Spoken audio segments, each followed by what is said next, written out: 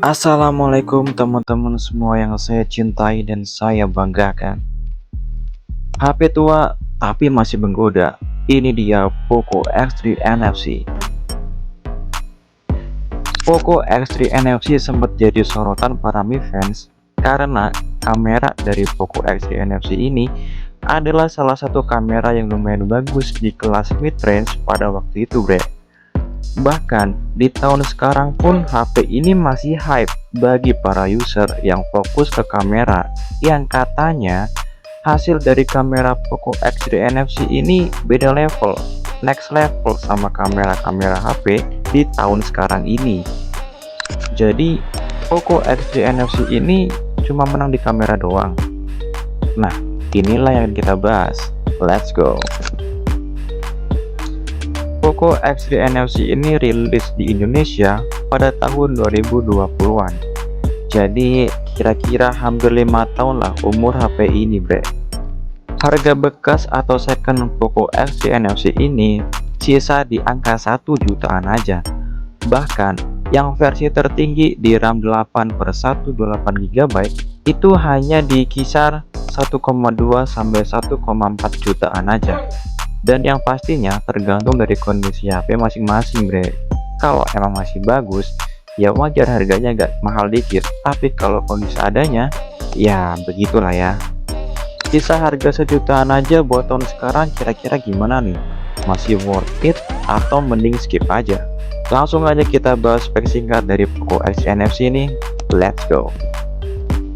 Oke, hal pertama yang akan kita bahas adalah layarnya, bre. Layar dari Poco X3 NFC ini menggunakan panel IPS dengan refresh rate 120Hz, support HDR10 dengan ukuran 6,67 inch. Proteksi dari layar ini menggunakan Corning Gorilla Glass 5, bre. Walaupun layar cuman IPS, tapi karena refresh rate di sini udah 120Hz, ini buat scrolling udah nggak ada masalah banget sih, enak banget lah. Lalu yang kedua adalah chipsetnya. Chipset dari Poco X3 NFC ini menggunakan chipset dari Qualcomm Snapdragon, yaitu Snapdragon 732G dengan fabrikasi 8 nanometer. Buat gaming di tahun sekarang sih kayaknya agak berat aja ya. Cuman kalau di downgrade atau di custom ROM kayaknya itu beda cerita deh, bre. Intinya chipset Snapdragon 732G ini kalau buat fokus game itu mungkin agak kurang, bre. Tapi kalau cuman buat scrolling, buat multitasking atau hal-hal yang ringan sebagainya, ini masih sanggup banget kok. Aman aja, bre. Oke, selanjutnya adalah kameranya. Nah, ini adalah salah satu alasan mengapa para user sekarang masih pakai Poco X3 NFC ini, atau malah banyak yang mau beli Poco X3 NFC ini. Kamera belakang dari Poco X3 NFC ini ada 4 kamera ya. Kamera utamanya di sini adalah 64 megapiksel dengan sensor Sony IMX682 yang hasilnya itu lumayan cakep, bre. Lalu ada kamera ultrawide dengan resolusi 13 megapiksel. Lalu ada kamera makro beresolusi 2 megapiksel dan kamera depth ada di 2 megapiksel. Perekaman maksimal di kamera utamanya ini adalah bisa 4K 30 fps, bre. Dan kerennya lagi, nggak cuma kamera utama aja yang support 4K 30 fps, tapi kamera ultrawide juga support, bre. Wah, ini keren banget sih. Jarang-jarang HP second sejutaan yang bisa rekam ultrawide di 4K 30 fps, bre. Lalu kamera depan pada Poco X3 NFC ini beresolusi 20 megapiksel dengan perekaman maksimal di 1080p 30 fps. Lalu hal yang keempat yang akan kita bahas adalah baterainya.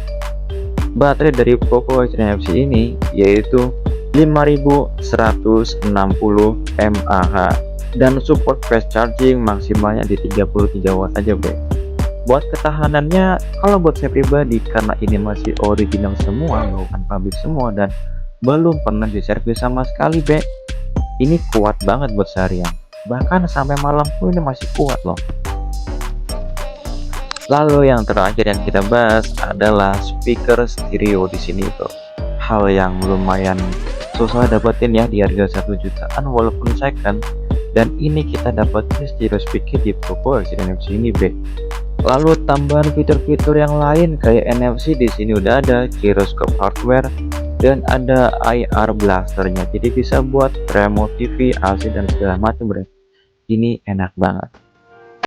Nah, harga sejutaan dapat spek yang kayak tadi disebutin, buat saya pribadi sih nggak terlalu masalah ya. Malah menurut saya pribadi, Bre, ini termasuk worth it. Apalagi dapat kamera yang bersensor Sony, lalu bisa rekam hingga 4K 30 fps dan ultrawide-nya juga support. Ini no comment sih di kameranya sih. Dan layar 120 Hz ya walaupun IPS.